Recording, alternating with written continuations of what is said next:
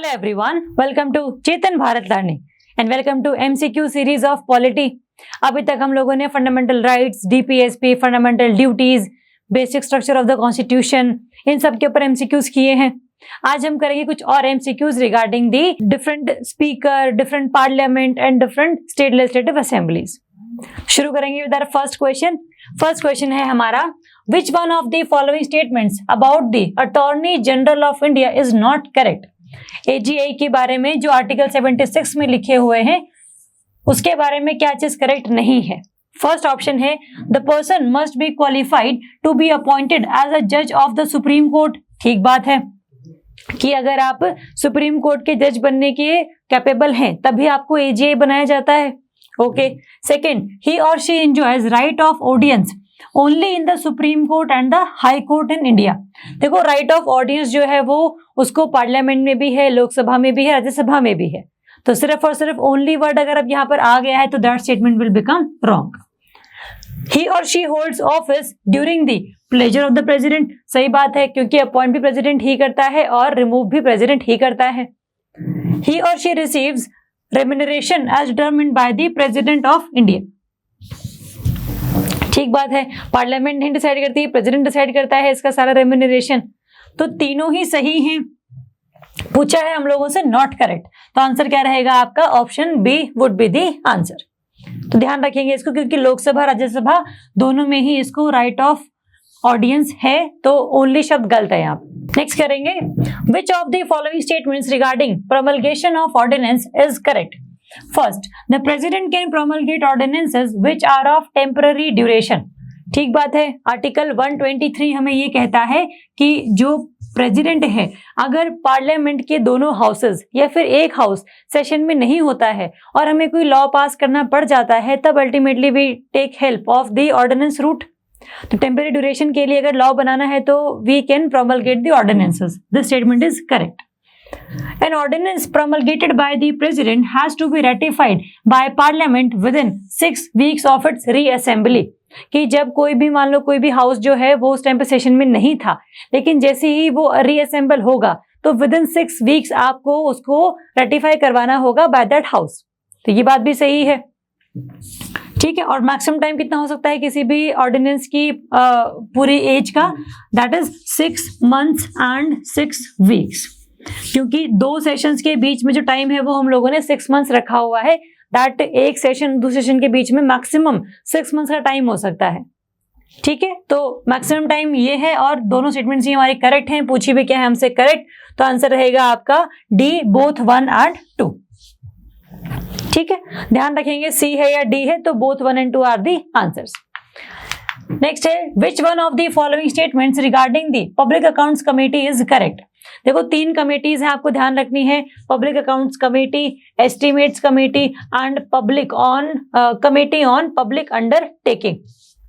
Committee on public undertaking, ये तीनों committees important हैं। आपने इसके बारे में पता लगाना है कि कितने मेंबर्स होते हैं, कहाँ से अपॉइंट किए जाते हैं, कितने इनका टेन्योर रहता है। ये काफी इंपॉर्टेंट है, इसमें से क्वेश्चन आते हैं। अगर हम PSC की बात करें तो पूछा है हम लोगों से correct, it consist of 15 members from Lok Sabha and 7 members from Rajya Sabha. 22 members है टोटल, मतलब 15 are from Lok Sabha and 7 are from Rajya Sabha. ठीक बात है, तो this option is correct. Second, it consist of 20 members from Lok Sabha and 10 members from Rajya Sabha. 30 members नहीं है, इसके गलत स्टेटमेंट है। The term of members of public accounts committee is 5 year। 5 year नहीं है, 1 year ही इसका tenure. Finance minister is the chairperson of public accounts committee. नहीं, इसके जो चेयरपर्सन होते हैं नॉर्मली स्टार्टिंग में थे आपके, जो भी आपकी रूलिंग पार्टी है उनके जो लीडर रहेंगे वो इसके चेयरपर्सन बनते थे। लेकिन अभी जो ट्रेंड है वो चेंज हो चुका है। जो भी आपके ऑपोजिशन पार्टी है उनके जो मेन लीडर हैं that would be the chairperson of public accounts committee. तो this statement is also wrong. ठीक है, तो इसमें राइट कौन सी है? सिर्फ ए राइट है, तो आंसर रहेगा आपका ऑप्शन ए। तो पता हो हमें कि कमेटी क्या करती है। ये कमेटी का बेसिकली काम है जितने भी जो कैग है, जिसने जितना भी ऑडिट किया है उसको हेल्प करनी है ना, कि जितने भी स्टेट गवर्नमेंट्स हैं, सेंट्रल गवर्नमेंट है, जिन सब का ऑडिट रहेगा उसमें कैग की जो हेल्प है वो PSC के थ्रू की जाएगी। तो ये ध्यान रखेंगे, option A is the answer. Next है, which one among the following statement pertaining to the president's term of office is not correct. First, the president holds office for a term of 5 years, ठीक बात है। The president may be removed from the office by the way of impeachment. सिर्फ president को remove करने की जो procedure है उसको हम कहते हैं इम्पीचमेंट, जो कि लिखी हुई है आपके आर्टिकल 61 में। The president may resign before the expiration of his or her term by writing to the speaker of the Lok Sabha. देखो, जो रेजिग्नेशन रहेगा प्रेसिडेंट का, that would be to the vice president and not to the speaker of Lok Sabha. So this statement is wrong. The president shall, notwithstanding the expiration of his or her term, continue to hold office until his or her successor enters upon his or her office. ठीक बात है, जब तक नया person नहीं आ जाता है appoint होकर एज अ प्रेसिडेंट, तब तक वही पर्सन जो है प्रेसिडेंट रहता है, चाहे 5 साल हो जाए, चाहे 5, 6, 5.5 साल हो जाए। ठीक है, तो दिस स्टेटमेंट इज राइट। पूछा है आप लोगों से नॉट करेक्ट ना, तो नॉट करेक्ट तो है आपका सी ऑप्शन, क्योंकि रेजिग्नेशन वाइस प्रेसिडेंट को है, स्पीकर को नहीं है। तो option C would be the answer. Next है, which is the largest committee of Indian parliament. देखो, पब्लिक अकाउंट्स कमेटी में 22 मेंबर्स हैं, एस्टिमेट्स कमेटी में 30 मेंबर्स हैं, कमेटी ऑन पब्लिक अंडरटेकिंग्स में भी 22 मेंबर्स हैं। ये कमेटी ऑन पिटिशन तो नॉर्मली इसमें तो 10-15 जितने भी पर्सन है वो रहते हैं नॉर्मली। तो लार्जेस्ट का मतलब सबसे मैक्सिमम नंबर किसका है, तो that is the estimates committee. सारे के सारे जो मेंबर्स एस्टिमेट्स कमेटी में, those are from the Lok Sabha only, ये ध्यान रखेंगे। इन दोनों में, कमेटी ऑन पब्लिक अंडरटेकिंग्स और पब्लिक अकाउंट्स कमेटी में, लोकसभा प्लस राज्यसभा दोनों में से हैं, 15 फ्रॉम लोकसभा, 7 फ्रॉम राज्यसभा। ठीक, तो आंसर रहेगा इसका ऑप्शन बी। नेक्स्ट है, which one of the following amendments to the constitution of India has prescribed that council of minister shall not exceed 15% of the total number of members of the house of the people और legislative assembly in the states. ये हम लोगों ने पहले भी question किया हुआ है कि जो सरकार है वो अपने लोगों को मिनिस्टर ना बना दे। इसके लिए एक अमेंडमेंट जारी किया गया था, जिसमें बोला गया था कि जितने भी मेंबर्स रहेंगे उस असेंबली में या लोकसभा में, उसका सिर्फ 15% ही जो मेंबर्स रहेंगे that can become the council of minister का पार्ट। तो that is regarding the 91st amendment 2003। तो option A is the answer. ठीक है, next, the council of states has exclusive powers in relation to which of the following. देखो, council of states का मतलब क्या है आपका, राज्यसभा। तो इसकी एक्सक्लूसिव पावर कौन सी है, पहली, to initiate proceedings for the removal of president. नहीं, लोकसभा में भी शुरू की जा सकती है ये तो प्रोसीजर, तो this is not exclusive to Rajya Sabha. To initiate proceedings for the removal of जज ऑफ द सुप्रीम कोर्ट, नहीं, लोकसभा में भी शुरू की जा सकती है ये भी procedure. To recommend creation of a new all India service, under Article 312 Rajya Sabha के पास ये पावर है that it can create और abolish an all India service। अभी अगर हम ऑल इंडिया सर्विस की बात करें तो 3 है हमारे पास, IAS है, IPS है और हमारे पास IFS है, जिसमें IFS में F फॉरेन सर्विसेज नहीं है, फॉरेस्ट सर्विसेज है। ठीक है, तो अगर जो राज्यसभा है अगर 2/3 मेजोरिटी के साथ इसको पास कर देती है तो नई ऑल इंडिया सर्विस बन जाती है या अबॉलिश हो जाती है। तो ये काम, ये जो पावर है that is with the Rajya Sabha, not with the Lok Sabha. तो आंसर क्या रहेगा आपका, सी। ठीक है, next, the main advantage of the parliamentary form of government is that.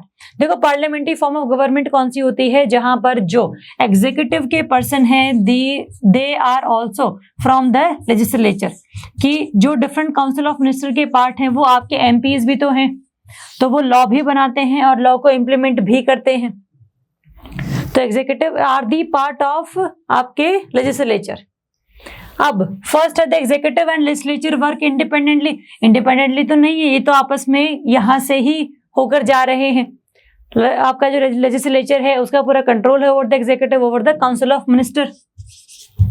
It provides continuity of policy and is more efficient. Presidential form of government भी ये same करता है कि स्टेबिलिटी है और मोर एफिशिएंट है। The executive remains responsible to the legislature. देखो, जो काउंसिल ऑफ मिनिस्टर है वो अल्टीमेटली रिस्पॉन्सिबल है टू द लोकसभा। तो कोई भी अगर काम होता है काउंसिल ऑफ मिनिस्टर के रिगार्डिंग तो वो रिस्पॉन्सिबल रहते हैं to the Lok Sabha.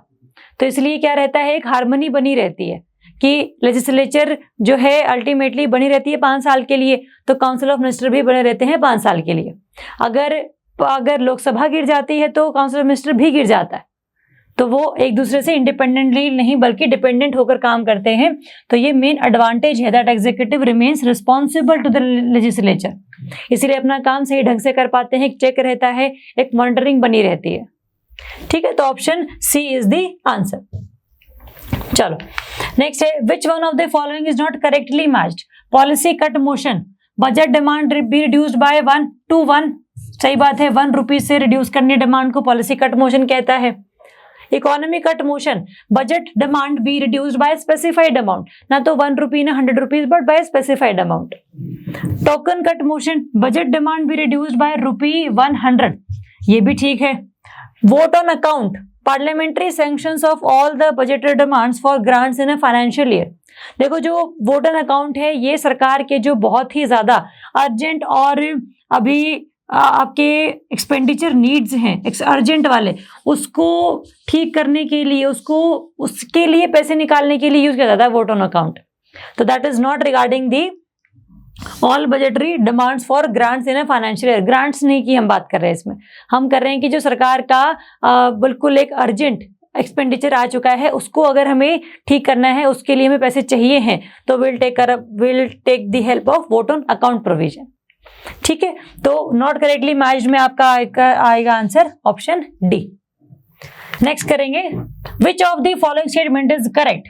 A bill pending in the Lok Sabha lapses on its prorogation.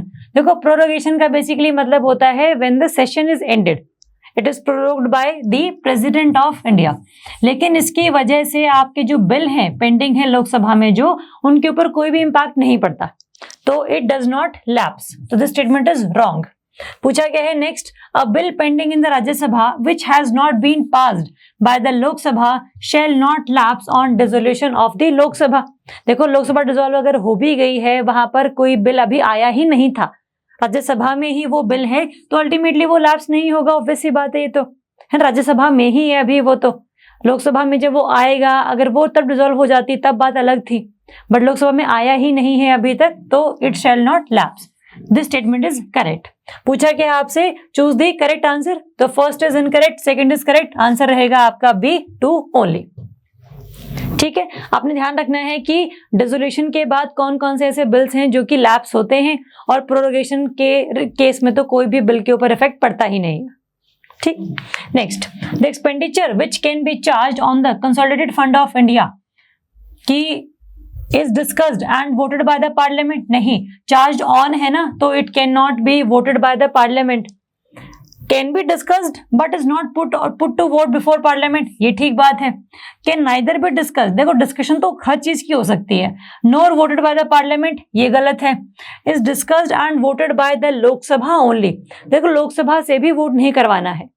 ये एक ऐसा एक्सपेंडिचर है जैसे फॉर एग्जांपल आपकी सैलरीज ऑफ सुप्रीम कोर्ट जजेस, पेंशन ऑफ हाई कोर्ट जजेस, तो ये सब जो है आपको बार बार वोट नहीं करवाना पड़ता, वो अल्टीमेटली अपने आप ही आपका स्पेंड हो जाता है। तो yes, it can be discussed but is not put to vote before parliament, तो option B is the answer.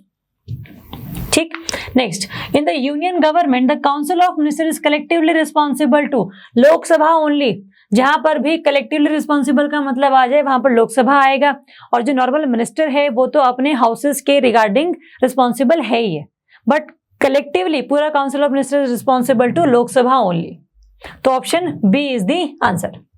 Next, which of the following statement relating to election as the president of India are correct? First, a person above the age of 35 years is eligible for election as the president of India। ठीक बात है, minimum age for being president should be 35। The president of India is eligible for re-election more than one term। ये तो बात ठीक, कितनी ही time के लिए प्रेसिडेंट बन सकते हैं इंडिया में, नॉट लाइक यूएसए की 2 बार ही बन सकते हैं, तो ये भी सही है। A person is not eligible for election as the president of India if the person holds an office of profit। ये भी बात ठीक है कि अगर वो ऑफिस ऑफ प्रॉफिट को होल्ड करता है तब अल्टीमेटली आप प्रेसिडेंट नहीं बन सकते, आपको वो प्रॉफिट का जो ऑफिस है वो छोड़ना पड़ेगा। तो पूछा गया है आपसे करेक्ट ना, तो तीनों ही करेक्ट हैं, तो ऑप्शन आपका सी वुड बी दी आंसर, ये आपको ध्यान रखना है। Next, which one of the following statements about money bill is correct? A bill shall be deemed to be a money bill only if it provides for imposition of fines or penalties. देखो सिर्फ fine या penalties ही नहीं बल्कि बहुत सारी चीजें लिखी हुई हैं आर्टिकल 110 में। जो भी चीज लिखी है उसमें अगर वो प्रेजेंट है तो that bill would be the money bill. ठीक, तो this statement is wrong. A money bill shall be introduced in the Rajya Sabha. नहीं, it should only be introduced in the Lok Sabha only. The Rajya Sabha can reject the money bill. नहीं, it cannot reject. ये amendment दे सकती है लेकिन अगर लोक सभा ना माने तो वो उसको उस तरीके से ही पास कर देगी। 14 डेज तक का वेट करेगी राज्यसभा से बिल के वापस आने का, otherwise it would be deemed passed. The Speaker of the Lok Sabha finally decides if it is a money bill should any dispute about it arise. अगर कोई भी डिस्प्यूट आता है कि क्या ये बिल मनी बिल है या ऑर्डिनरी बिल है, कॉन्स्टिट्यूशन अमेंडमेंट बिल है, तो decision of the speaker would be the ultimate. ये ठीक बात है, तो option D would be the answer क्योंकि पूछा है आप लोगों से करेक्ट के बारे में। ठीक, next, in the absence of the president of India if vice president is not available Who of the following can act as the president? देखो पहली बात तो president would act as a president, अगर वो नहीं है तो देन वाइस प्रेसिडेंट, और अगर वो भी नहीं है तो अल्टीमेटली जो CJI है, chief justice of India, would be taking charge of the president post. तो option A is the answer. Next, the joint sitting of the Lok Sabha and Rajya Sabha under Article 108 is summoned by, कि बुलाई किसके द्वारा जाती है, तो answer रहेगा आपका द प्रेसिडेंट ऑफ इंडिया।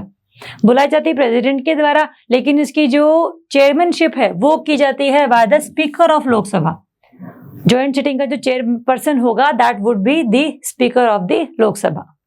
तो option A is the answer क्योंकि समन के बारे में पूछा गया है। Next, who among us the following are not included in the electoral college for the election of the president of India? कि भारत के राष्ट्रपति के इलेक्शन में कौन पार्टिसिपेट करता है, करता नहीं है, नॉट पूछा है। Elected members of the house of the people, ठीक बात है, लोकसभा जितने भी इलेक्टेड मेंबर्स हैं वो पार्टिसिपेट करते हैं। Elected members of the council of states, Rajya Sabha, ये भी करते हैं। Elected members of the legislative assemblies of the states, Vidhan Sabha, ये भी करते हैं। Elected members of the legislative council of the state, Vidhan Parishad, देखो विधान परिषद किसी स्टेट में है किसी में नहीं है, तो अगर ये वोट करेंगे तो अल्टीमेटली एक स्टेट को अनड्यू एडवांटेज मिल जाएगा, तो इसीलिए विधान परिषद को हम लोगों ने नेग्लेक्ट ही किया हुआ है that you will not vote in the election of president. तो नॉट पूछा है तो आंसर रहेगा आपका ऑप्शन डी। ठीक है, next, consider the following statements regarding a no confidence motion in India. There is no mention of a no confidence motion in the constitution of India. ठीक बात है, कॉन्स्टिट्यूशन ऑफ इंडिया में कहीं पर भी इसका जिक्र नहीं है कि नो कॉन्फिडेंस मोशन नाम की कोई चीज होती है। Second, a motion of no confidence can be introduced in Lok Sabha only. ये भी बात सही है, नो कॉन्फिडेंस मोशन बेसिकली होता है जब आपको गवर्नमेंट ऐसा लगता है कि गवर्नमेंट के पास मेजॉरिटी नहीं है, तो जो ऑपोजिशन पार्टी है वो नो कॉन्फिडेंस मोशन को पास करती है। अगर वो पास हो जाता है तो अल्टीमेटली वो सरकार बना सकते हैं, उनके पास मेजॉरिटी है और सरकार पहले वाले गिर जाती है। तो yes, it can be introduce only in the Lok Sabha only. दोनों ही सही है, पूछा क्या आपसे करेक्ट, आंसर रहेगा आपका सी, both 1 and 2। Next, a deadlock between the Lok Sabha and the Rajya Sabha calls for a joint sitting of the Parliament during the passage of, कि किस किस बिल के पैसेज के टाइम पर जॉइंट सिटिंग बिठाई जा सकती है अंडर आर्टिकल 108। ऑर्डिनरी बिल, ठीक बात है, मनी बिल के केस में कोई भी जॉइंट सिटिंग नहीं होती है क्योंकि राज्यसभा चाहे माने या ना माने 14 दिन के अंदर अंदर अगर आपने उसको पास कर दिया तो ठीक बात है, अदरवाइज लोकसभा उसको पास मान लेती है, तो डेडलॉक की तो बात ही नहीं आती। तो मनी बिल के लिए there is no kind of joint setting. Constitutional amendment bill, ये भी नहीं है, कॉन्स्टिट्यूशनल अमेंडमेंट बिल के लिए आप जॉइंट सेटिंग नहीं बिठा सकते हैं। अगर लोकसभा ने पहले पास कर दिया, राज्यसभा ने मना कर दिया, तो वहीं पर वो बिल खत्म हो जाता है। तो ऐसा कुछ नहीं, इसमें डेडलॉक आ गया है कि अब इसको पास करना ही करना है।